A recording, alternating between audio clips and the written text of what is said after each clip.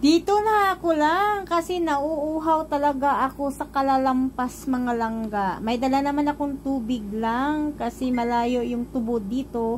So kailangan ko talagang magdala. Pwede namang pumunta ako sa tubod lang. Sa Tabay Balanga. Kaya malayo lang talaga. Sayang yung oras. Instead ibunglay ko na mga langga.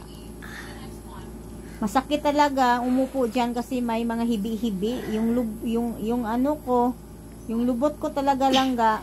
Bukas na naman ako May hibi-hibi kaya masakit talaga. Iwan ko kung anong Tagalog ng hibi-hibi lang. Yung mga daat na yun lang makasamad. Pagod na talaga ako yan lang. Ayan. Bukas magtatanim ako ng kangkong at saka kamuti. Sana makahingi ako ng kamunting kahoy. Sana lang. Puno na ako ng uban lang. Pero tiniis ko na lang talaga yun. Bukas mag-ano ako,